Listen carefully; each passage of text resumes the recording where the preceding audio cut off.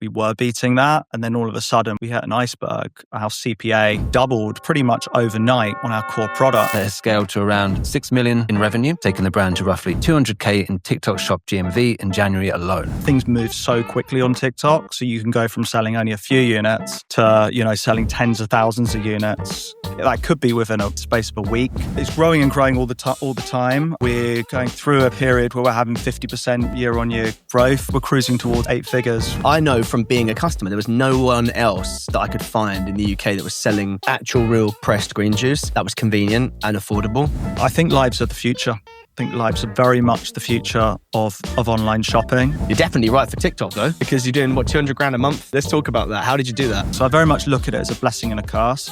It's a blessing in the sense that from a margin perspective, we're very well protected. It's a curse in the sense that, in effect, I'm running 2 businesses. It was life and death. Someone's got to make their business successful on TikTok Shop. What are the 3 tips you're giving them? How long you had the Tesla? It's about 3 years, I think. Yeah, you're liking it? I love it. Yeah, I was a bit self-conscious with you standing next to it because my son has swapped whoopee cushion mode on it. So it farts when you lock it, and I don't know how to turn it. That's awesome. That would have been brilliant. I'd have been impressed because I've got the how old is your son again? 5. I've got the sort of like sense of humor of a 5-year-old anyway. So I'm like, bring it on. Did they have lots of different options then? There's whoopee cushion mode. There's Mars mode where you can turn the sort of like satellite navigation. You can turn that into Mars. There's Santa mode where you indicate. It's a fun car. Yeah. It's basically just Elon Musk's kind of like random ideas rolled out. Or he hasn't delegated that stuff. It feels like it's probably is him, yeah. Come from his like immature ideas. But I've got a mate, when he got his Tesla, he took us, we all went to a car park in Basildon, and he was like, right, what's this? And he did the whole like making it dance thing.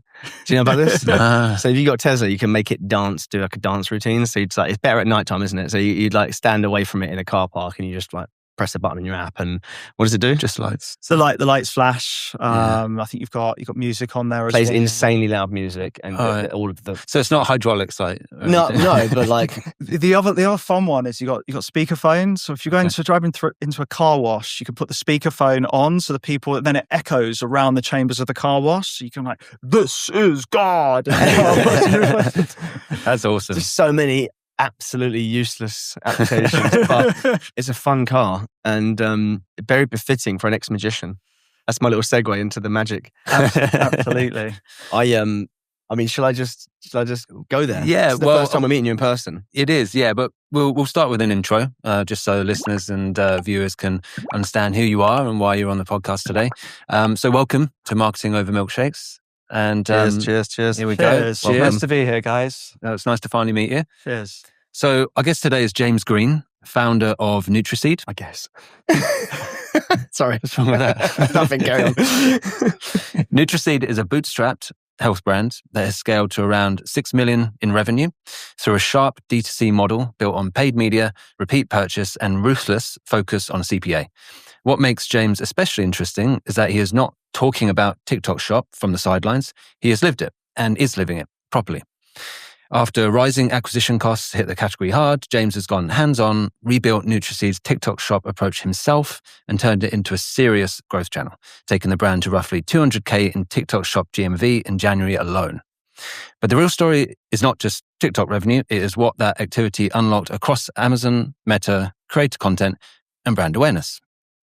That's good. Yeah, it's very good. So you're the founder of Nutriseed, which is a company that before meeting you, and I'll talk about how we met, and this is the first time we're meeting in person, but you and I have been chatting on and off for, the best part of 9 months or so. But I was a loyal customer. And I say I'll come back one day. But my wife and I, and probably half a dozen friends, have bought your green juices to do like a 5-day cleanse. The most I ever did was in 2021, I think it was. I did 30 days, 30-day cleanse, just drinking your green juices. And there's enough of them, and they're delicious, and they're different enough. There's the carrot one, there's the lemony one I used to have in the morning called Neon. There's the it's all come back to me now. The California, what's it called? Queen of California. That was the one that at first, that's the kind of heavy one that's very green, right? It's got almost a broccoli, so like a very earthy flavor. But that's the one that's quite harsh at the beginning. But then you come to really enjoy it because of a couple of weeks in, it's like when you hit that, you feel nourished. Yeah. Actually feel nourished. So I'm actually a very experienced customer of yours and just a big fan of the brand, because I know from being a customer, there was no one else that I could find in the UK that was selling green juices, actual real pressed green juice that was convenient and affordable. There are a couple of others, but they're either ludicrously expensive, Yes, or it's not. It's like watered down junk. It's not actually what I would, because I was making it at home for years. Ever since that documentary came out called, if anyone's not seen this, go check it out, Fat, Sick and Nearly Dead. A documentary by an Australian guy. You've seen it. I've put you onto it, didn't I? Put me onto it, yeah. If you lived in the UK, you'd be a customer of theirs. I'm sure I would be. Yeah, Yeah. 100%, because Jamie went for his own juice journey, but you got the juicer. He bought the juicer, didn't you? Yeah, I did. Yeah. And was making them at home. So I was doing that as well since 2017, 18, whenever that documentary came out. Then discovered Nutriseed, your company, and just, we must have spent, between me, my friends, people that I put onto you, thousands. But you get a lot of product for that, and you get a lot of health for that. Anyway, so long story short, that's your business. And how long has that been going? 11 years. 11 years, right? And so that's pretty successful. And we'll get into the numbers. We'll ask you to give us a bit of the background and history on that. But Jamie's focused on TikTok there, which is, I think, a really interesting recent chapter, because you and I were talking about TikTok when we first got connected. And, I thought it was a very obvious play for you, and you agreed, but you maybe were tinkering around, couldn't get it to work. And then since then, crushed it, 200 grand a month. And obviously a lot of like really obvious learnings that we've want to ask you about to share for our audience today. But should we talk about how you and I got connected? Sure. Because I was mentioned for 20 seconds on a podcast that's quite a big podcast though, business broadcast, because the guy who runs it is a very, I call him a sort of business mogul, Essex leisure magnate, guru, but I worked for him back when I was 15 and he was 19 or 20, James Sinclair, and he was about to put it no more than 20 years old, and he had his agency, but he didn't even have the first property yet, his first leisure centre. It was a play centre. So I met him way back then, worked for him for a little while. He was amazing, learned a lot from him, but I was very green and he was already who he is today, kind of already becoming that. Then fast forward however long it's been, nearly 20 years. And I just randomly started listening to his podcast, which came out of nowhere for me, but he's been grinding and building up this media business. And Jamie and I, as co-founders together, get so much value from that podcast, business broadcast. And it's actually, we've been listening to it for a year or so. It's been so helpful in learning the basics, and even more the basics, just really important stuff, keeping us on track, really. We probably should send him some money. Thanks. He's like an unpaid non-exec director at this stage, Jimbo. But anyway, sorry, you listened to that podcast. I was mentioned on that podcast because for 20 seconds, that Gary Winter was a magician who used to work for me. Now he's got an agency or whatever. And I didn't realize I was mentioned on this podcast. And then the next day or two, I saw a notification on LinkedIn that I was connected. I had a connection request from James Green, yourself. And I recognized immediately, founder of Nutriseed. And I was like, Nutriseed?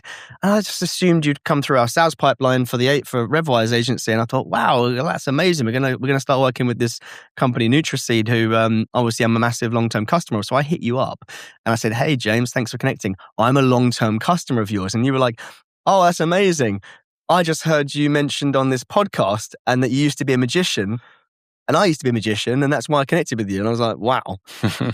It's bizarre, isn't it? It's bizarre. I mean, what a strange turn of events. And normally, when someone says they're a customer, they're not normally a super customer. So I immediately went onto our CRM and sort of had a look. You 30 or 40 orders. You are really a diehard customer.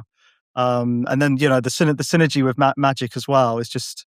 It's quite bizarre. Yeah, so I want to talk about your magic background. So for anyone who doesn't know, which would be most people, when I was about 13, this is my journey, I was inspired by David Blaine, in the late 90s or early 2000s, and I just started doing close-up magic, card magic, and because I'm an obsessive little prick, I got very, very, very good, and it was all I did, in my teens, just get really good at magic, and I was in the magic circle, I was going to events, I was working professionally by the time I was 14, 15, and that's how I met Jimbo and James Sinclair.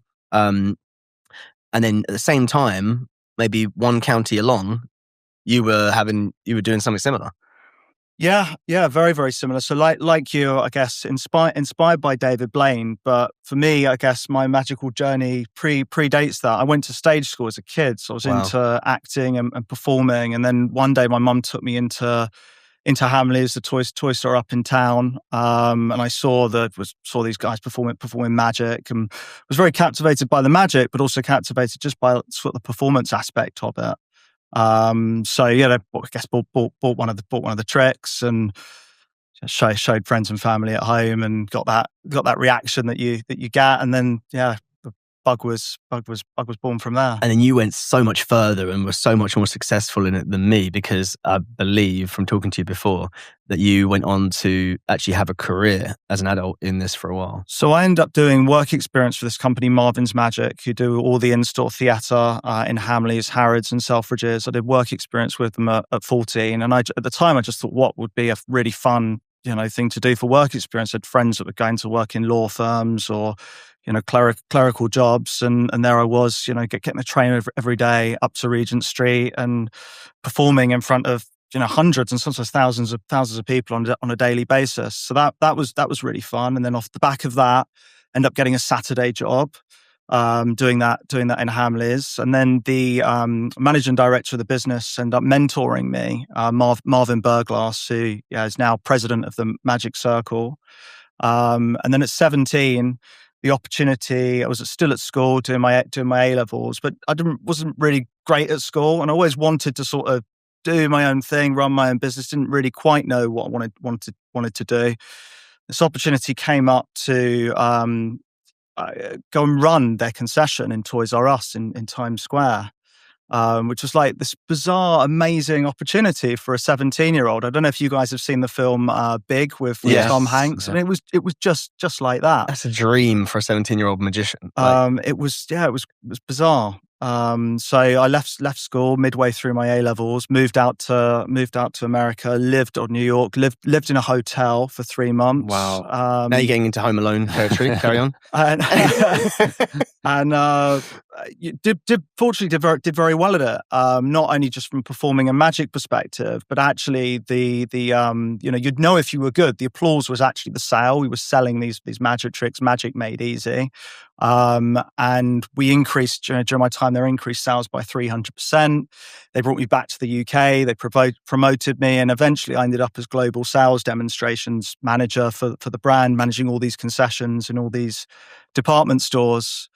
So it's just an incredible journey. If I had known that was possible, that route that you took, when I was 15, that would have literally been my dream life, my dream job. And you lived it, and that's like pretty cool.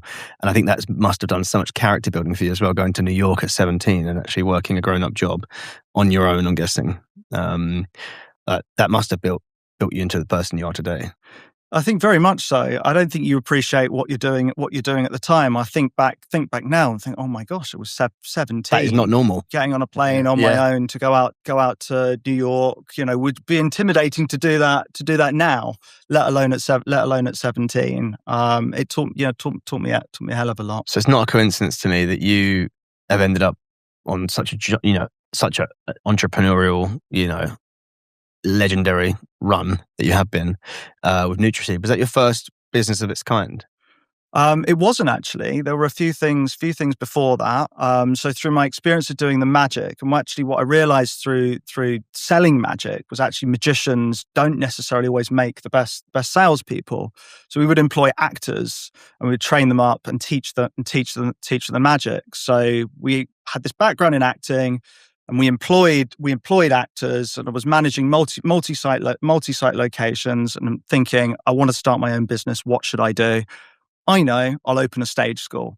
So I'd planned this whole stage school out. We had the location in Kent. We had interviewed for teachers, with literally the whole thing planned out. The one thing we didn't have was anybody that was going to come to the stage school. So we looked at advertising the stage school. At which point we got hold of a local magazine. We phoned them up. How much is an advert? And they were like, it's £1,000 for a quarter page advert. And there I was, sort of flicking through this magazine, then counting all these quarter-page adverts in the magazine. And I got to the end of the magazine and it was like, I don't know, 50 grand in ad revenue or something. At the time, it seemed like sizable amount of money. And I just thought, forget the stage school. We need to start a publishing company. So when you say we, like, was there a team of you? Was there two of you? Or was it just your... At the time, I was too nervous to go out and do it on my own. So I had a business partner, somebody else that I was working with. So we went out and we started with no experience whatsoever. We started a publishing company called Scene Magazine. And it was a freemium, free lifestyle magazine that goes to high net worth individuals. We distributed 50,000 in Essex, and eventually we had another magazine in Kent. And the concept was effectively selling advertising. How do you distribute them? Like, do you just go and just drop them into big houses? Yeah, very, very difficult. So initially, totally bootstrapped. We did the whole thing ourselves. So like the two of us, writing content, selling the advertising space. We taught ourselves how to design. So we'd design the magazine, and then on the weekend, one weekend a month, we would physically go out with a team, but we'd do it ourselves and go and put these things through letterboxes and down high streets. Wow, that is just entrepreneurial spirit, like, in your blood. That is, and I really do wonder if it traces back to the choices you made and going out to New York and, backing yourself, and just from such an early age, because all you knew was kind of like backing yourself, and just all you knew was the art of the possible. And the opportunistic mindset to say, we're doing a stage school. Wait a second, how much are these magazine companies making? Like, I could do that. It's that I could do that mentality that I think separates entrepreneurs, isn't it?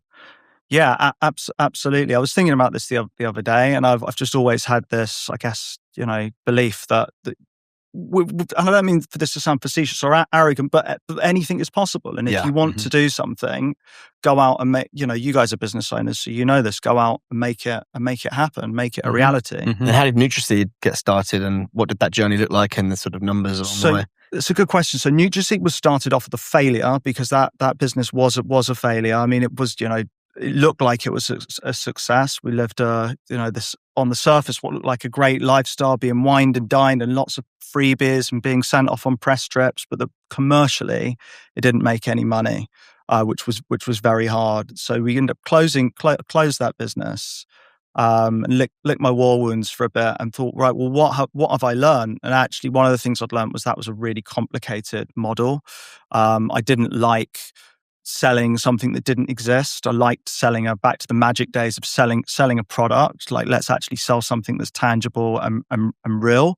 And then through living in America, I remember that the health food movement was like huge, and these juice bars were everywhere in New York. And it was around the time that it was bubbling in the UK, the health movement, but it wasn't really a thing. So are we talking like 2010, that sort of time? Yeah, probably 2011 to 2012.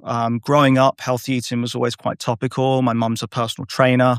My dad's in food distribution, sells fish. So we always kind of taught you are what you eat. And I wanted to do something with meaning. I thought, if I'm gonna, have another spin at this business thing, do something that actually gets you out of bed in the morning, that you actually feel passionate about. And I like to eat healthy.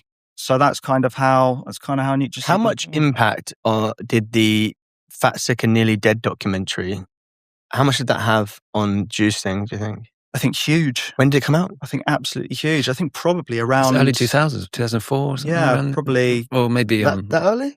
2004? I reckon so. You mean it's around the time when you got started? I think juicing as a trend probably started around 2010 maybe, 2011. Right. So you were able to ride that wave. We were really there, and it was also at the time that the Ninja Bullet was having a lot of success. So we were able to really, initially really ride that wave.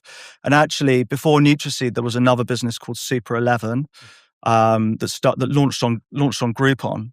So I started at home, literally from my kitchen table, and I could see that this was back in the days where you could see on Groupon, products were doing tens of thousands of units in a very condensed period of we time. were talking about this actually on the Uber ride in this morning about Groupon at its peak was massive. It was huge. It was like, did you Groupon this? Like, make sure you Groupon before you go to this restaurant. Like, it obviously started off in services, then it went to products, and has sort of gone further down that route. But back in the day, back 2011 when it IPO'd, it was massive. It was huge, and they were. The other good thing about Groupon was that they were. They still are, but they were global at the time. They were all across Europe. So what I was looking for, I've always thought, like, look for the big domino. Look for the one thing. If you can knock it over, then all the other dominoes fall. So for me, that was either I was looking at TV shopping. Can we get onto QVC? That felt like a big domino. Or could we? The online equivalent to me felt like Groupon. So after a year of sort of hounding Groupon, we had this superfood health shake at the time called Super 11, which was 11 superfoods in one raw vegan health shake. We managed to get it onto Groupon, and it became one of the fastest selling sports and nutrition products on Groupon that year. And then we ended up scaling that business internationally into 14 European markets. Wow. Wow. And Nutriseed, it's done pretty well over the last decade or so. It's sort of like, do you remember your ballpark, what sort of numbers it's doing? It's in its like highest years. Was it tens of millions, right? It's like its highest years would have been, So, it's growing and growing all the time.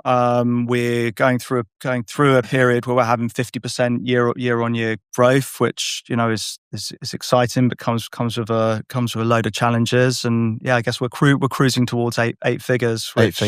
So was the decision to sort of move more D2C as a result of the fact that being on Groupon, it was quite dangerous just to be, have all your eggs in one basket? Absolutely. So all our eggs were very much in one basket. And I just thought, what if we didn't own the customer? Groupon owned the customer, very much like Amazon, like you're not allowed to contact the customer. So I thought, well, what if something happens to this Groupon business? We need to diversify. So we launched a retail business called Hipster Health, which we actually got into Selfridges. And then we also launched Nutriseed. And Nutriseed was the one that just really took off, like 0 to 1 million, very, very within a year, very, very, very, very quickly. I'd love to know like how you dealt with the operations of that sort of quick growth, because you must have had to just suddenly, in terms of production and just resource to manage that production must have been a huge sort of uptick. It's very hard, and actually that's it's a good point. So we're vertically integrated, which means we make and manufacture all of our own products ourselves. So part of that is controlling the nutritional integrity of what we do, and really knowing that what we're selling is 100% what it is, and it hasn't been meddled with. But also the other part of that is actually just sheer naivety of when you start something and you go screw it, let's do it. Sometimes you don't think, there's contract manufacturers or people we can go to that can produce these things. So I very much look at it as a blessing and a curse. It's a blessing in the sense that from a margin perspective, we're very well protected. It's a curse in the sense that, in effect, I'm running two businesses. We're running this sort of MPD and product-led and marketing-led business, but also I've then got the compliance and we're running a factory, and we've got the operational challenges that come with that, with scale, which at times can be really difficult. What's the tipping point from kitchen table to bigger kitchen table to can't be done on a kitchen table anymore? My mum kicking me out of the house. I think it was a tipping point. I think we were probably doing like a decent amount of maybe 500 orders a day or something silly. From in the early days, from the kitchen table and load out a van or load up the van and go to the post office. What equipment were you using? Like not a Ninja Bullet. It was like something out of Breaking Bad. I had hazmat suit that I would put on. So I'd take like the hygiene really seriously. A hazmat suit would go on, the mask would go on, but everything was mixed by hand. What, like you must have had a big juicer, like an industrial grade juicer at your mum's house. So originally, before juicing, it was dry powders. The juices came into play much later. Got it. So the dry powders really was like Breaking Bad. Yeah, literally. Clouds of smoke everywhere. Pablo Escobar. So the juicing, you had manufacturing from day one on that one. Yes. Yeah. Yeah. So the juicing was something where we actually bit the bullet. There was quite, at the time, quite a big capex cost. I went to America, the only place you get these cold pressed juicers from, industrial ones in Las Vegas, and we flew over there and went to see them. Tasted the juice that came off the machine, which was like the best tasting juice I've ever had. And then we bought the machine and brought it back to the UK. Just love it. I just love it. Some people won't appreciate this, but the sort of the mindset of that kind of entrepreneur that you are is just what do you need next? Go and do it. Flying to Vegas, you're buying an industrial juice presser. It's not even a question to you if you need to do that or if you should do that. If it needs to be done, you're going to do it. These things that are quite often blockers to people are just problems to be solved, right? Yeah, absolutely. I think as I've got older, I've become a bit more, let's slow down on our less impulsive. Let's slow down on our decision making a little bit, because sometimes I think that can get you into trouble. Think of a time where we decided to launch detox tea, and screw it, let's do it mentality, and brought the tea. Bought loads of this tea, but didn't really know too much about what we were getting involved in. Brought the raw ingredients. We were going to bag it in the UK, and it was coming over from Canada, and we just got completely shafted. The tea that came over was littered with like cigarette butts. And, what? Yeah. Apparently, well, it was true, and apparently, you should have X-ray machines and metal detectors that pick up on this stuff. So that, I guess that was an example of something that was What did that cost you? About 20 grand. Yeah. Complete and utter disaster. So I think you do learn as you sort of mature in business. Let's slow down. Let's slow down a bit. But equally, I'm sure you guys will agree. You need to. James Sinclair says you need to innovate so you don't evaporate. Yeah. You can't be stuck in decision paralysis. You need to. What I think's been successful for us is we make big decisions, seemingly very fast, but we actually, he and I might be obsessively talking about it, every little inch of it over a long weekend, back and forth, go away, sleep on it, come back with a new take. We'll aggressively analyze something, and then we'll come out the other end with a decision, and then we'll stick with it, and that might be over the course of a day, a week, whatever. But it seems like a big decision, but it's not. And it seems like a very quick decision to the rest of the team who aren't part of that process. But we're cramming months and months of research for some people into a very intense, period of just looking at it. You'll be doing the same, right? It's very different buying the tea impulsively that didn't have the due diligence to going and buying the juice presser. Yes. Yeah, different situation. Exactly. I'm also interested to know, like, when you make bets like that, to spend that 20 grand, given that you're bootstrapped, like, do you save up in order to make bets like that? Is that just a cushion that you have, or is that like you need that to survive? So then everything becomes under like tons of pressure. Yeah, I think it depends. I think initially, as you get started in business, I think you're always trying to make calculated bets. But I think I think there's definitely more. The smaller you are, I think there's definitely more pressure. The bigger you get, the bigger the turnover, the bigger the profit. To a degree, the less risk is there. Mm-hmm. Mm-hmm. And then let's talk about TikTok Shop. So you and I spoke, I think it might have been like October time, and we were talking about affiliates, which is our main business, and obviously we do TikTok Shop as well. And I was sharing some insights with you from what I'd seen on TikTok. I think you told me your experience up until then. Then we didn't speak for a little while, a couple months, Christmas. We reconnected. You was like, I've been busy. And I would define it as somebody going in and speed running TikTok, completing the game and getting the platinum. And here you are now, knowing so much. I mean, you've experienced so much in the channel. Let's start from the beginning, if you don't mind. Take your time. It's long form podcast. Just explain, your relationship with TikTok from the beginning, and then obviously the way through to today. So I guess as a business, we'd gone through a rocky period. It had been a very volatile year. We'd gone through 2 consecutive years of really, really good growth, 50% year-on-year growth. We were thinking, how are we going to beat that? And at the start of Q1 of last year, we were beating that. And then all of a sudden, we hit an iceberg. Our CPA doubled pretty much overnight on our core product. So we had, in effect, a business model and a business that now wasn't working. So we're frantically trying to think about ways in which we could get the business back on track and make it work. And actually, talking to you was quite pivotal. Going back to sort of the James Sinclair, when you're in that state of desperation, you're just like literally looking for different opportunities and trying to think of, okay, well, what could we do?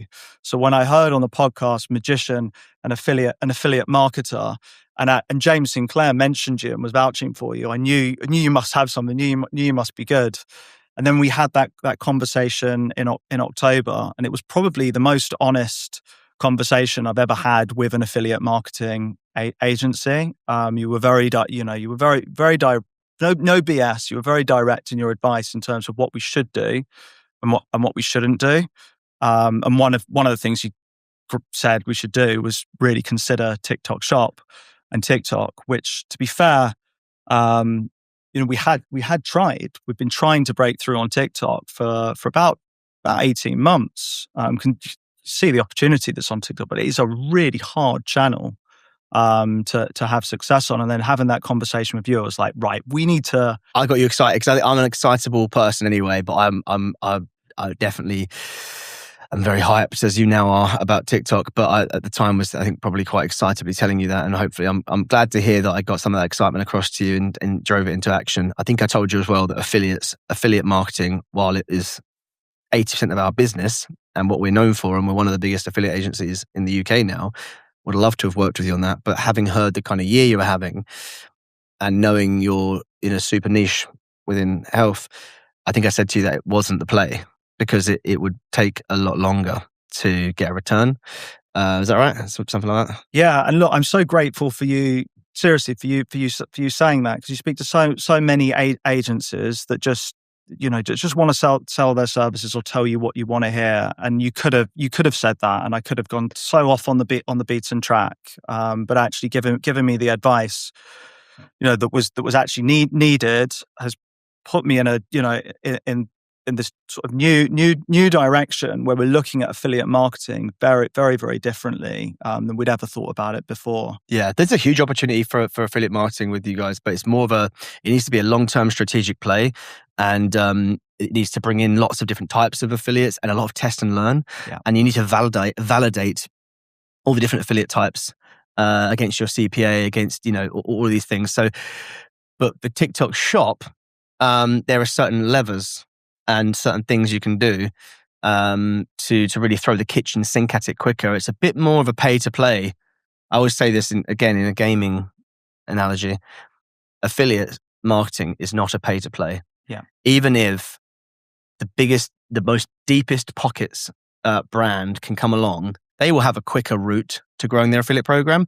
But every single brand, and if you're starting a new affiliate program, has to engage with every publisher individually, has to onboard them, has to get them up and running. And the bigger that you are, then yes, they will do more of the work and that will go quicker. But it's not like any paid channel or any even like TikTok Shop where, you can go live and it can go bananas, if you put the budget behind it. TikTok Shop sits somewhere in between because you do have to grind as well.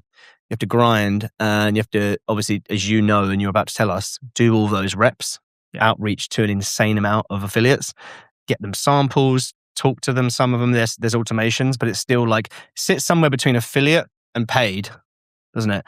Whereas affiliate is pretty much all person-to-person relationship based. When you came back to TikTok then, oh, and by the way, thank you for saying that. And it really means a lot to me to know that I sort of nudged you in the right direction. A lot of agencies might have just reverted to their regular sales pitch.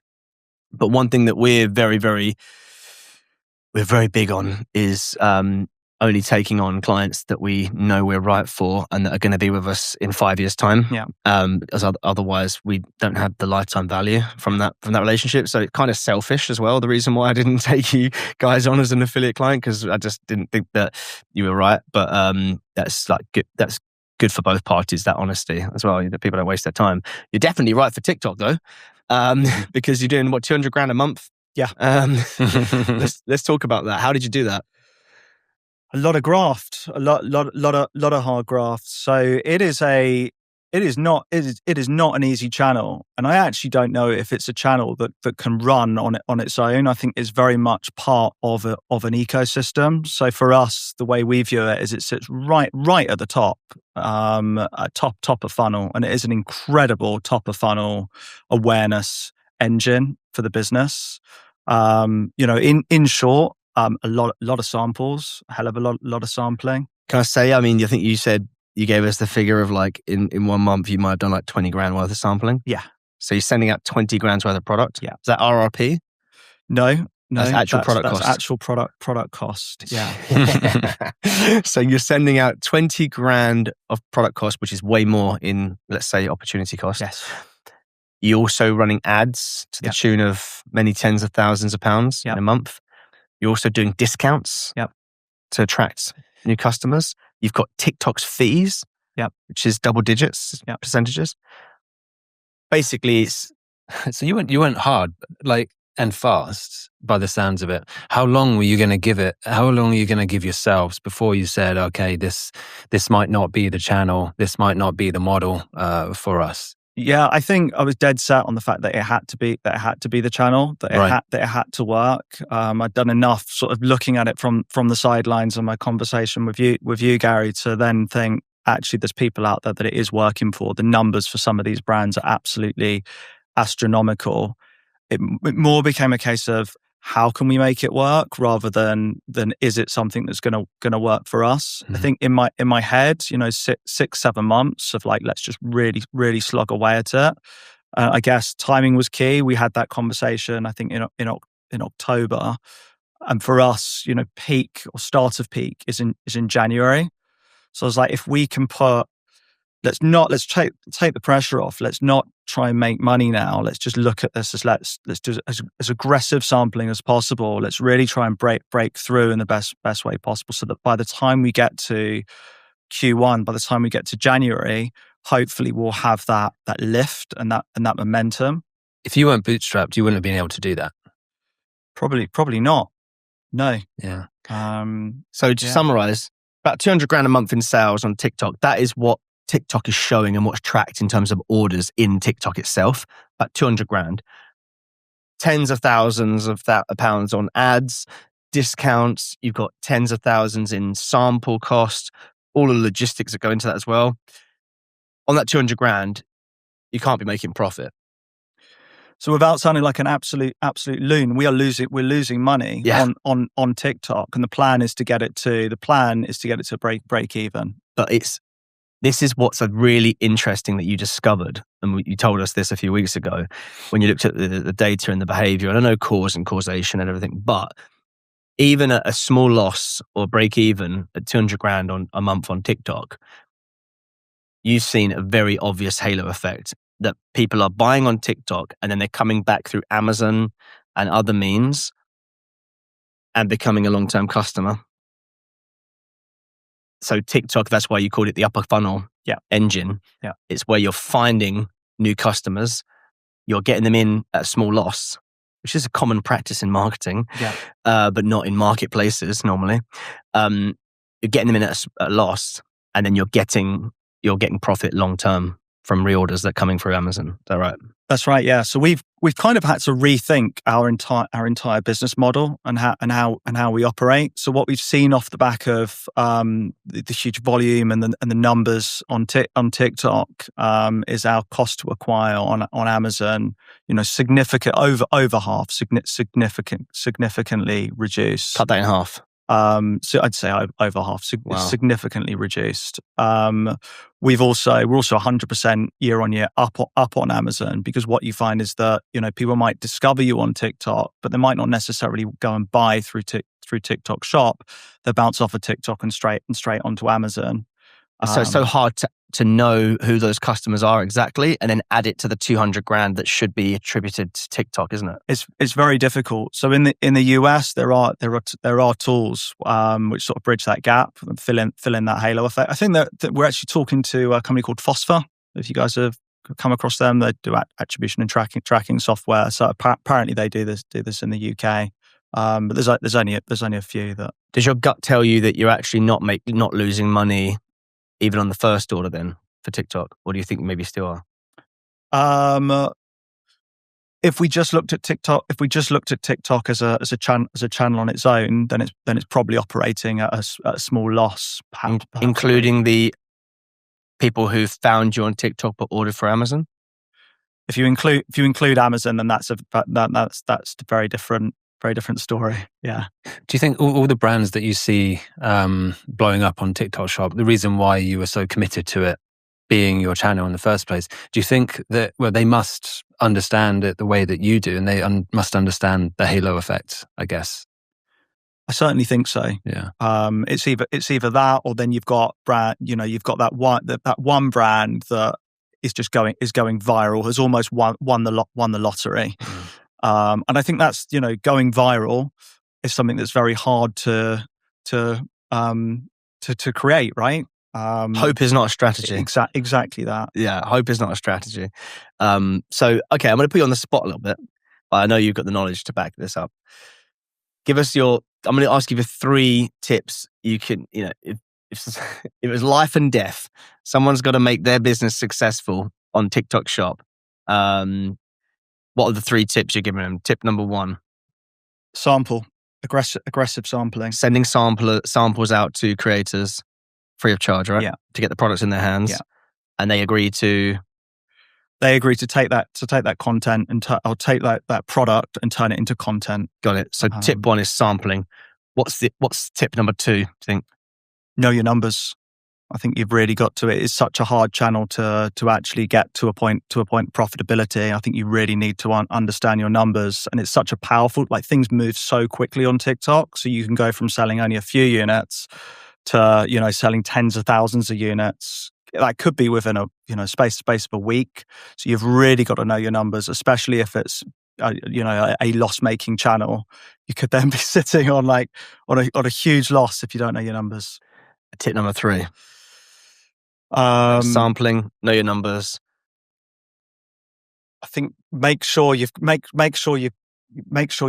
try and predict or try and forecast your demand, and make sure you've got stock to cope with it, because it's a momentum based channel, and actually the worst thing you can do is put all that money into sampling and promotion, get to a point where that momentum tips, and then actually you haven't got the stock, and you lose that momentum. Yeah, it's really good advice. Yeah, when we last spoke to you, you told us about all of this, and we were super intrigued as to how you're doing and how you're doing all of this.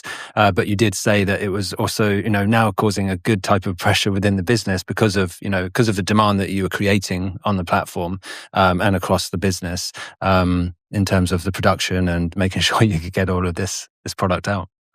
It's changed the business again. So we're now. Factory was running 12 hours a day. We're now running 24 hours a day, which is insane. But again, from a logistical perspective, comes with a whole load of challenges. Yeah, and there's more to this as well, because you basically take you're getting thousands of pieces of content, or hundreds or whatever, that's coming off the back of these creator partnerships. So there's samplings you're sending, and then you're keeping people working with you, the ones that are, producing good content. Then you're taking that content, right, and you're running it on Instagram ads. Yeah. How does that work? So that content is then being moved across into Meta, and because you've got that great reach up a funnel, you've also got that more awareness than there would normally be on Meta. So what we found on Meta is that we're all of a sudden able to reach new audiences. Our CPA on Meta has gone down. This whole Andromeda change on Meta, right, where it's all about everything is now about creative volume, and we sort of had a question mark as to how are we going to produce enough creative to fuel Andromeda. One of the things we were doing, we had an agency that we were working with. We're now just taking the content that's produced, and it's great content because it's native. So you dropped that agency? Yeah. So you've saved that cost? Yeah. Because you don't need all the creative spinning out because it's a byproduct of your TikTok shop. Exactly. Genius. Exactly. Yeah.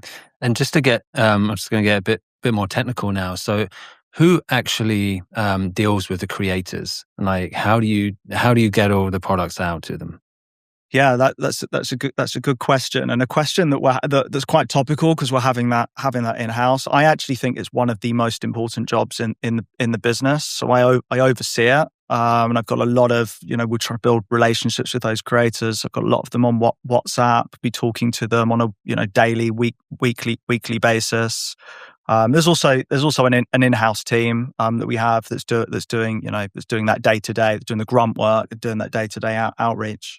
Cool. Do you use any tools to help you with that outreach and then relationship management? So when we started, we were doing it all ourselves. This is going back 18 months or so. Yeah. We're now using a lot of automation. We use a tool called Yuka, which I think EUKA, which has been pretty instrumental because all of a sudden you can reach thousands of people with the click of a button.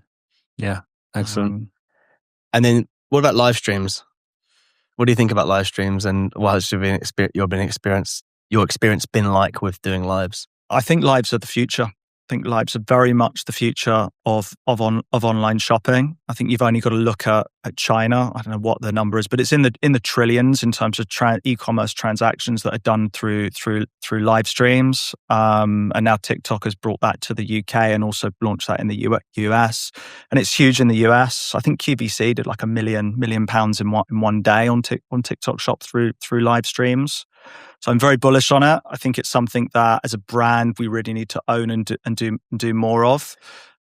We haven't actually done anything branded today. What we're doing at the moment is working with creators and incentivizing those creators to do live streams, and that's working really well for us. So they are doing it. They're getting an extra commission kick or something. Yeah. They're running it, but it's not a branded set.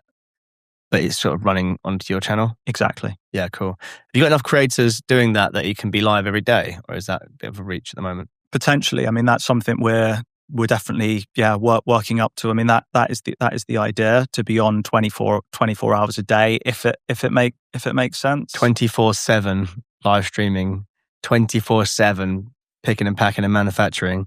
I mean, it's almost a bit dystopian, isn't it? This is the world we live in now. It's bizarre, isn't it? But you would never thought when you were setting this thing up, that this would be the kind of status quo. No, I mean, the thing about the space is it's just such a. You guys must find this. It's such a fast moving space, and you've just got to constantly, again, back to that innovation thing. You've got to constantly be thinking forwards and innovating and keeping up to date with the trends that are happening within the space that we're in. If you don't do that, then you go extinct. What's funny about TikTok Shop in particular, obviously affiliates has been around a long time and it's evolving very fast. And there are some standards and there's lots of truths in affiliates. It's provable. TikTok Shop has just been like breakneck speed, like you just said. And the moment that TikTok Shop came to the UK, in the year that followed, hundreds of TikTok Shop agencies popping up. Yeah. No one can be an expert. We're one of them. Yeah. But we were quite honest with our clients. First of all, we would onboard clients very, very carefully. We would normally subsidize our fees quite heavily in the early days to say, listen, we're still working this stuff out. So because we're still working it out, we're not going to charge you, 5-10 grand a month like we're really the experts. We're going to supplement that. So we did that in the early days. I don't think many agencies did that. I think they went straight in with, we are the leading expert TikTok Shop agency. And yet you're paying them to learn and experiment, which feels a bit wrong.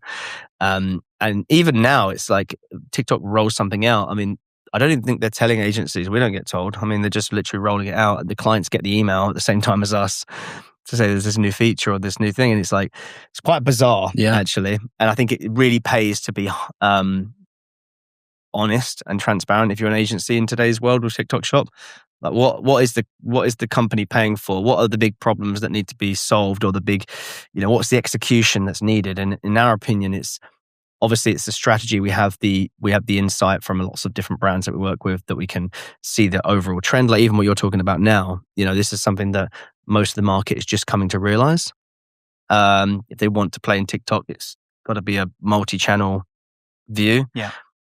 They've got to, so all these things are, and then they need someone to test it, to check the data, to make sure that's working. And then there's, like you said, the management of all of these hundreds, maybe thousands of relationships through TikTok, Telegram, WhatsApp, through Lark or whatever. There's a lot of heavy lifting to be done. That has a value, even if an agency is still working their stuff out. But what's been what do you think that, you've had some experience with some agencies, and what's been good, what's been bad? Like, what do you think that TikTok Shop agencies are getting right at the moment, and where are they helpful, and then maybe where are they not? I definitely think there's a place for agencies. It goes back to what you were saying. It's got to be right for the brand, and from an agency perspective, you don't want to be churn and burn. You want to keep clients. So it's definitely got to be the right fit for the brand. I think one of the challenges is that TikTok themselves, I think, were quite keen to have as many agencies as possible endorsing them, and going out and getting clients onto TikTok. So I think one of the challenges when we first started, maybe 18 months to 2 years ago, and we didn't know anything, our first thought was let's go and get an agency. And we spoke to TikTok, and they put us in touch with an agency. And in hindsight, it's probably an agency that had very little experience. Give you a cred deck, give you the headlines.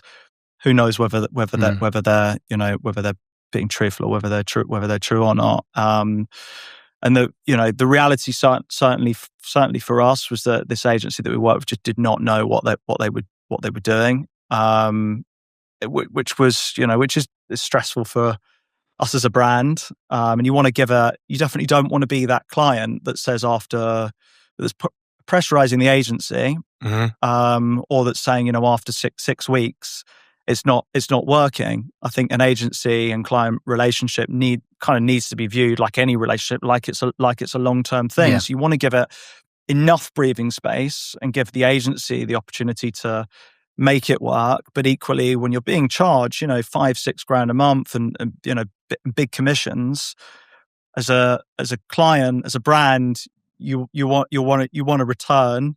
And you want to see that things are working. So you're kind of thinking, well, how long do I give this? I think that for us was a challenge. Yeah, no, it's very, very nicely put and very diplomatic. You seem like such a reasonable person as well. That like you said, you want it to be successful. You're not like coming in as a toxic client. But TikTok were probably it would have been in an interesting position because like people are asking for agencies. They've got agencies, but everyone's new. Yes. Even TikTok themselves, so you say in 18 months, 2 years ago, that's pretty much just launched in the UK then. So even their best agency is still absolutely brand new to the channel because it's a brand new channel. That's really exciting in many ways, obviously, for brands and for agencies, but it's also, it's kind of Wild West. Yeah, I mean, there was so much development happening in the first, 3 years of TikTok Shop being available. Like, do you think you could have made it work 2 years ago as opposed to towards the end of last year with the features and capabilities that it used to have? Yeah, that's a good question. I think if we'd have backed ourselves more. I mean, in effect, we are a marketing brand. Marketing sits at the forefront of everything we do. I think if I'd have backed myself more and said, actually, we're going to take some ownership ourselves and done it in house, and maybe brought in some consultants or some experts from the US or from some other markets, potentially, But also, it's been quite helpful. Like all of these things, you think back to sort of when YouTube first launched, or Meta, Facebook first launched. It's quite interesting to sit on the sidelines, watch how it plays out. There's often quite a few casualties. Learn from other people's mistakes, and then you have a run of it. It's the same reason why my brother always makes me putt first when we golf. I golfed him at the weekend, and I'm like, you can get a read, right? Yeah, so you can get a read. I'm like, I swear my ball is closer. He's like, no, you go, mate. Like he's doing me a favor, and then like I miss it, and I'm okay. So, in your opinion, which brands can win on TikTok Shop? I think you have to be. Quite nimble. I think you have to adapt your strategy to the market that you're going after. I think you can no longer look at a single channel, be that Meta, be that Amazon, be that TikTok, and apply a broad strategy. I think you need to go niche and play to that channel's strengths. In the same way as if we were going to sell to a retailer and perhaps go into Costco, we'd treat that retailer and the product that would sell to Costco would be very different to the product that we might sell to Boots. Yeah. This is some advice that you gave me, actually, which again, I'm just being really honest. We should have all these answers. We're an agency, but we're an agency in a very fast evolving space. Yeah. And you gave up me and even the team some great nuggets of advice, which is as quite often, a lot of our clients are quite premium. Yeah. So they might be, I'm not going to name any names, but they might be like a premium skincare company or a premium clothing company. I don't know. Skincare is a good example. Premium health food. And they might be sold in Holland and Barrett. Yeah. Look fantastic. They might be sold in all these. They've got these partnerships. They've got these contracts that say they can't undercut their resellers and lots of other things they can't do around the brand, right? So TikTok Shop sounds like a nightmare because to get it to work, you've got to do discounts, flash discounts, not to mention that TikTok themselves will just put discounts on it, which you don't pay for, which is great. Yeah. But still it's getting discounted.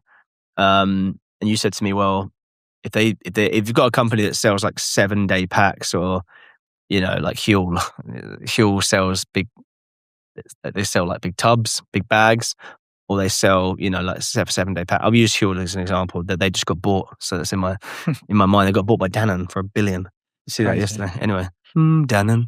But they would be like, okay, well, they've got loads of reseller partnerships. Well, why don't they do a 3-day pack? You said, call it the TikTok exclusive pack, right?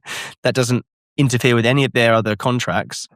It's also just a little taste. It's a low order value, which is what's good for TikTok is a sort of cheaper item. And it's just going to get them into the funnel. Yes. And I'm like, that's genius.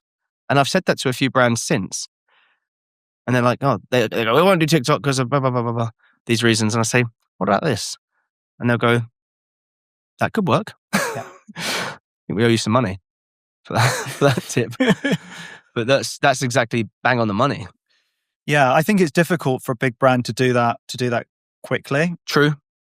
I think if you're, a little bit smaller, you can be a bit more agile. Definitely mid-sized D2C brands, that are agile is good advice.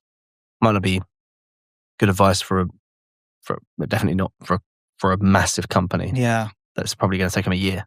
But I think ultimately, if you want that channel to work, you need to play to its strengths. And TikTok is at least at the moment, a very price-driven channel. People go to TikTok to discover things, and they go to TikTok Shop for a deal. Do you therefore need to create new SKUs just for the platform, just for that channel? Yeah, potentially. I think so.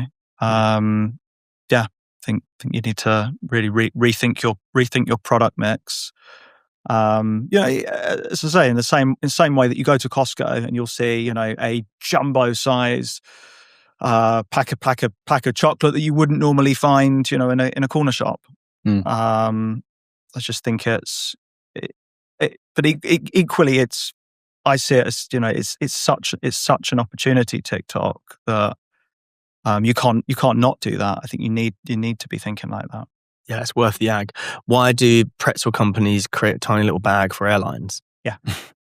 They do that because and you know what? Me and my wife were flying back from the States once, and we got these little pretzels on a British Airways flight in this little bag, and they were like sour cream and chive, and we both were like, these are well good. We were like, these are really good. And I think she took a photo of them, and then a couple of weeks later, like the jumbo packs appeared in my house, in our pantry, like the big sharing bags.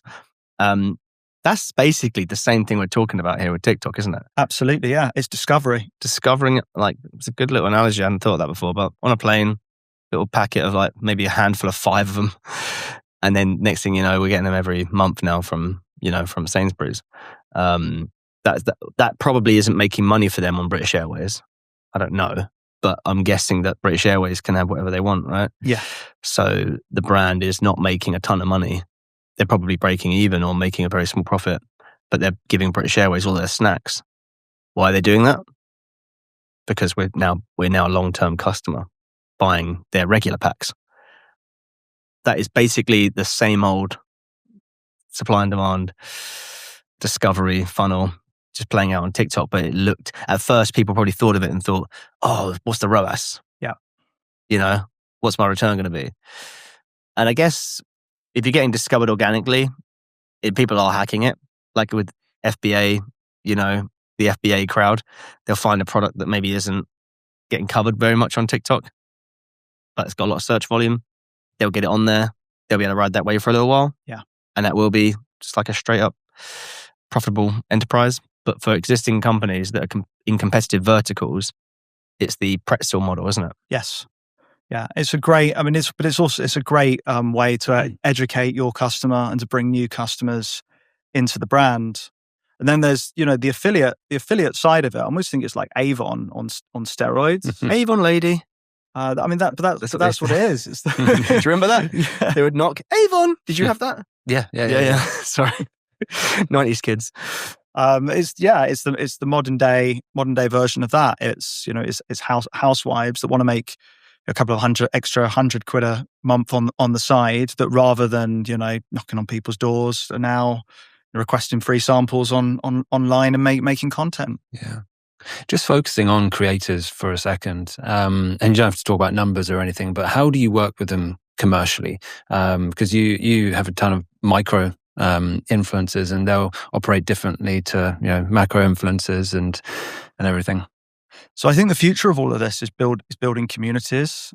Again, longevity, not being in that churn and burn. So what we ideally want is to be working with a creator, on a regular basis. We want to build an alliance, an allegiance with them, so they're really informed. They know everything that there is to know about the brand, and that they're loyal to the brand. It's a difficult thing to do, but that's what we're aiming for. We've got it's probably 50 to 100 creators that we work with that are on a retainer basis. What's your total bill a month, do you think, on that? A lot. Like 5 figures. Yeah, easily 5 figures. And we should say it's not the green juices really that's driving this. I was talking about earlier on. You've got other products that are crushing it on TikTok, haven't you? So I'd say predominantly our cold press juice cleanse, which it is the juices. But then also our ginger and turmeric shots. That was the one, yeah. Huge, very very very very popular. We've got a superfood porridge, which is just starting to gain momentum. Can we get some of that? Because we've got a few people in our office that eat porridge every morning. Absolutely. So maybe we can get a friend discount and get that stuff on subscription. Get that on subscription. Yeah, so it is still the juices that are driving the volume. Yeah. Got it. What do you expect that to change over time? What I expected to change over time. I think the way the health industry is going, I think we need to view it like we're in the fashion business. It is ever changing. As you said, your Fat, Sick and Nearly Dead came out maybe 20 years ago now, and that was a trend for a certain period of time. We've been fortunate that we've been able to keep that alive and that momentum going with cold press juices. But I think we're always looking for what's next and the next big thing.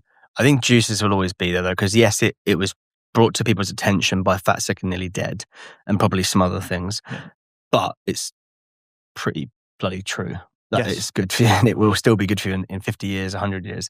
Did I ever tell you I was having breakfast at a lovely hotel in Colchester with our director of client delivery and our operations manager, and they'd come to visit. They don't normally work there, and I was just having breakfast with them, and suddenly I looked over and this guy had a Louis Vuitton whatever bag, shopping bag, and he was obviously visiting Colchester, and on the table was a Nutriseed bottle. And so the first thing I did was I zoomed in, and I try not to get caught. I didn't want to look creepy, but I zoomed in on the label, took a photo and sent it to James. Do you remember that? I sent you on WhatsApp. It was around Christmas time. I love it when those things happen. How does that feel? It's surreal. I mean, it's cool, isn't it? It's really cool. That's why I sent it to you, because I thought, like, if I was James, I don't work in D2C. Our company is, B2B. What's the equivalent of that? I don't know whether I'm ever going to be sat there and look over and see someone's wearing a Revwise hat. Very unlikely. I'll probably know them. But for you to think about the impact, especially when you spoke about wanting to do something good in the world, and spread health. You met me randomly, and because you connected with me because I'm a magician, and then I turned around and said, "Hey, I'm a long-term customer." That must have been quite cool. And then you got all these little incidents, including the guy in Colchester, the hotel that I sent you, that just reminds you of the actual, because you forget the impact, I think, and the reach of a business. We do as well. We forget the reach of our business. We're responsible for about 500 million of sales a year.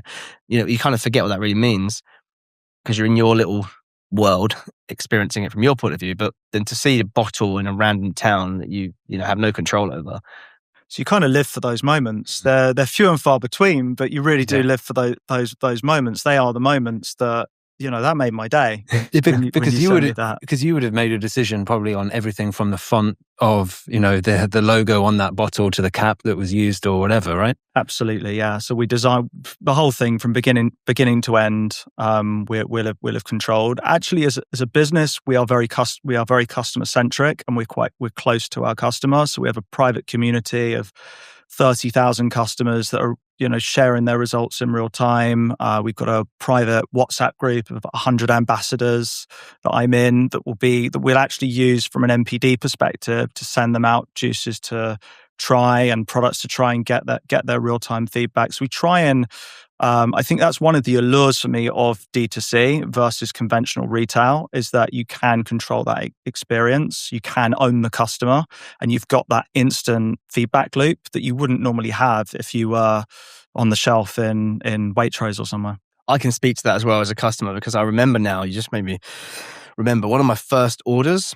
And I think I meant to order like the one of each flavor times by whatever. And I think I had some particular, I think I said that because I was getting a bit sensitive to carrot. Yep. So I might message you guys saying, "Hey, can you please change the carrot for like a neon or something?" And then when it came, it hadn't. I got the standard because I'd ordered the standard, but I sent a separate note, very easy to lose. And I called up and I got straight through to, you've got like an offshore customer service thing. And there was like no qualms, sent me out an extra load. And I was just like, just really impressed and surprised. I wasn't expecting that because I was happy to pay. I'd have paid to replace them, but they're like, boom, done. And then I went on to probably spend another £1,000 after that. And it's like those experiences matter so much. And this is the one thing that Jeff Bezos puts out. Has always put out. You were telling me about your local garage that you use. Oh yeah, just this morning I was talking about that. So I've always had cars that love to go wrong and they're expensive to fix. And I put too much oil in my car a few years ago. We just moved to where we're at now, Colchester. So we didn't have a kind of go-to garage. Yeah. But I put too much oil in my car, and then I realized it was bad to have too much oil in your car. So I went to a random garage, very unassuming garage down the road from town. Not the closest one to my house, but went there. And they were like, "Yeah, no problem." They put it up on the, up in the air. They went in and sort of drained it. Must have been waiting for 10, 15 minutes. And at the end, I said, "Okay, mate, how much do I owe you?" And he said, 20 quid. And I went, "What?" It was like 20 quid. Only a quick job. I've never experienced that in my life in a garage, because I was expecting to say, well, minimum labour or whatever would be 100 quid. And I would have paid it because I thought, fair enough, you pay the toll, I needed it. But he didn't. And I said to Carla, my wife, like, that, I want to go back to this place next time we need something because I trust them. And surely enough, obviously, our cars have broken down and have problems many times since then. And we've been using them for like 8 years. And just recently, my wife's brakes, and they've always been amazing. My wife's brakes are like crunching. She's got an Audi, and the brakes just randomly start crunching. We've got 2 young kids, and she's like, the brakes aren't even working. So I was like, right, pull over, sort this out. So we got a car to the garage. They were quite busy, so they couldn't look at it until like the end of the week. And I was thinking, this is going to be maybe even a write-off. You know, these Audis and stuff. Like I said, this might be thousands to fix this. And they actually came to us yesterday and said it's £190. Wow. Like, it just needs a replacement of some kind of like sensor in the brake valve or whatever. And I don't know how many garages would not milk that.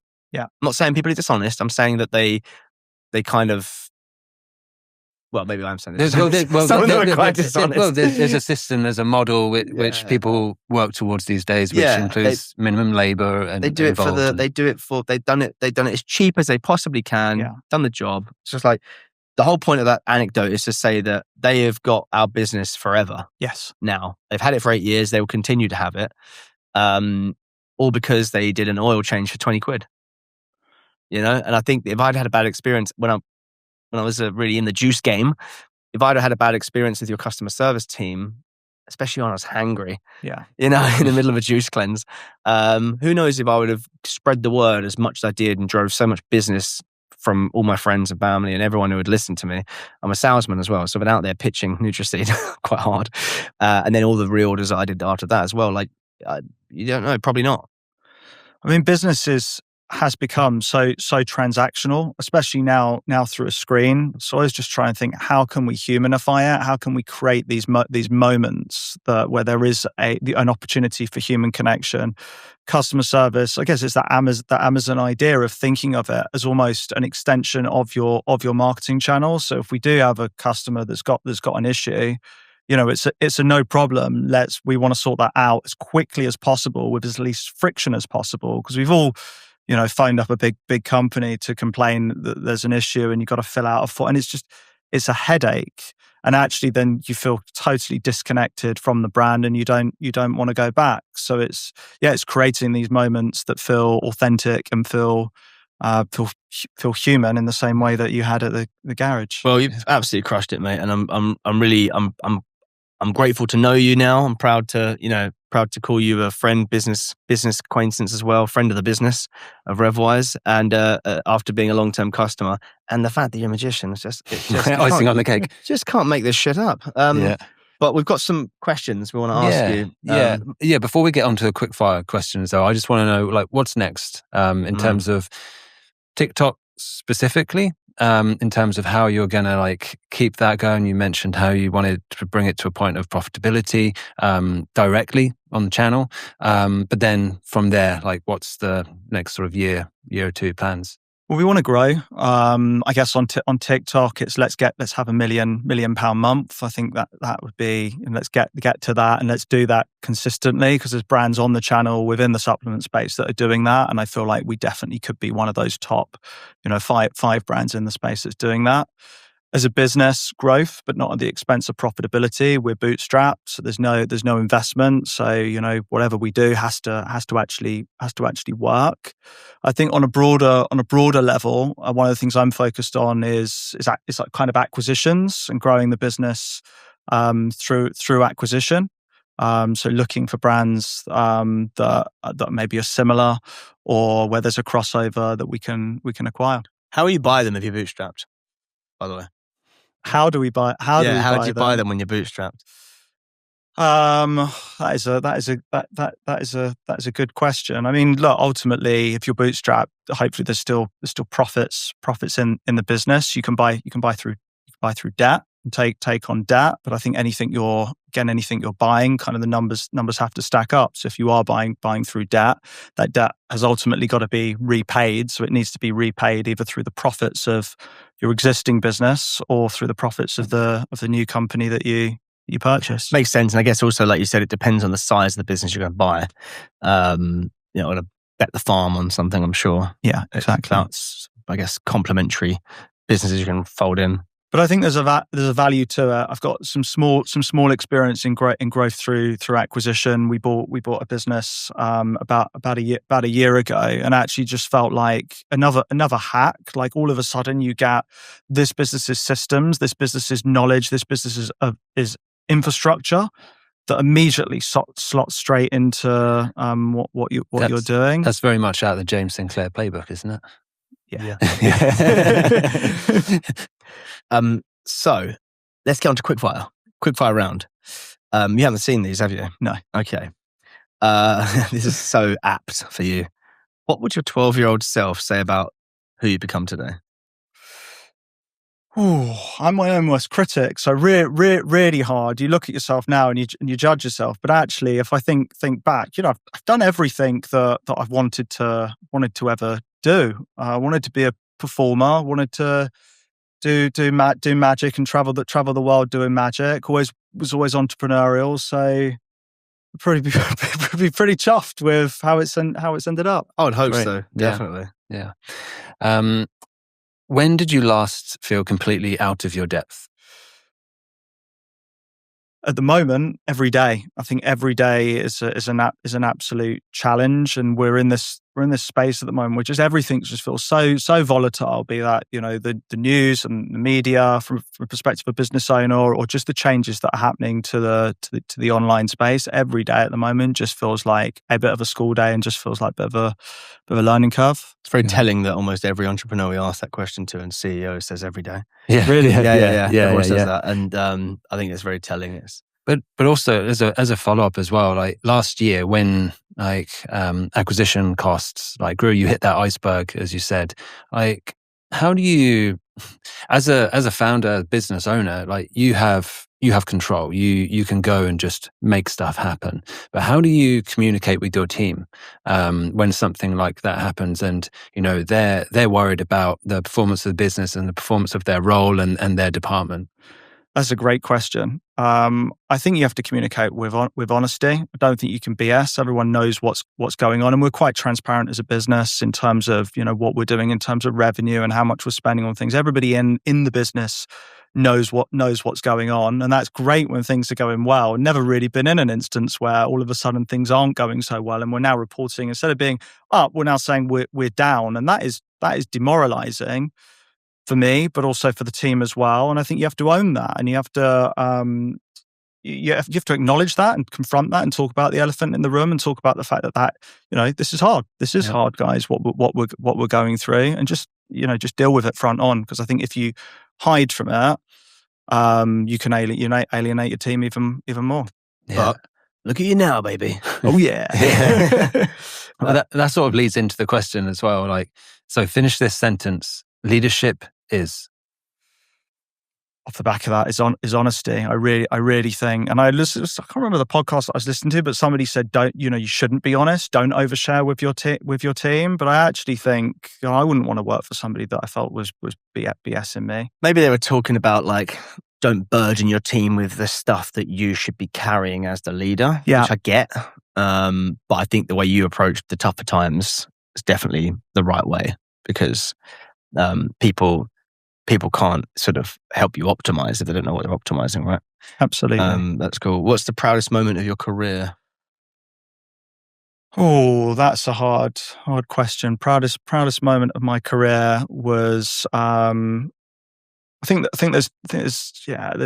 we've just won one of the top 100 fastest growing businesses for last year, which was a pretty you don't often as business owners sit back and kind of reflect and go, wow, we won an award. Wow, we achieved something. I think that was a nice moment. The awards ceremony was at Abbey Road Studios, in the studio where all the Beatles filmed or recorded rather. So that was just being there with these other incredible businesses and being like, yeah, I'm in the room with these amazing these other business owners. That was that's a cool moment. Yeah, and a great moment for the team as well. I imagine. Yeah, exactly. Congrats on that one.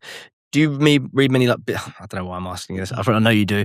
Read business books and things, and kind of take in that sort of wisdom. And if so, what's your number one desert island business book that you'd recommend? I mean, absolutely. One of our values as a business is having a growth mindset.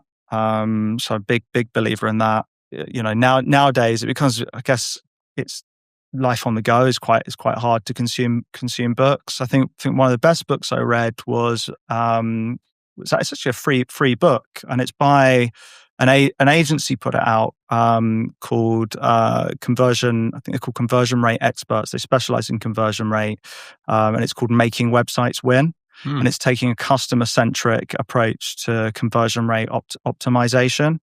And it's just for me, it really hit hard home about putting the customer at the center of everything you do. I'll check that out. That's a new one. What's the single biggest opportunity that most brands are missing out on right now? TikTok Shop, baby. TikTok Shop. Can it be anything else? On that note, what more can we say? TikTok Shop. He went in.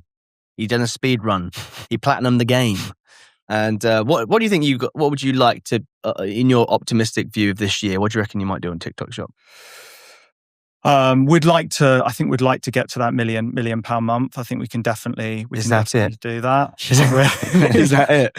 Yeah, that would be nice, wouldn't it? I think we're on the way to that. So that would be a real box ticked. Well, we look forward to watching you do that. Yeah. Thanks, guys. Yeah, thanks for sharing all that wisdom. You really have kind of been there, done that, got the t-shirt, and it's all changing, and it's going to continue to change. But I know that you will keep up with that change and sort of capitalize at every stage. So I look forward to kind of keeping in touch on how that's all going. And thanks for coming on. Thank you. Really appreciate it. If anyone wants to find you, connect with you, what's the best way? LinkedIn? LinkedIn, yeah. James Green. Find me on LinkedIn. Amazing. Thanks a lot, man. Cool. Cheers. Thanks, guys. Yeah. Cheers. Thanks for coming.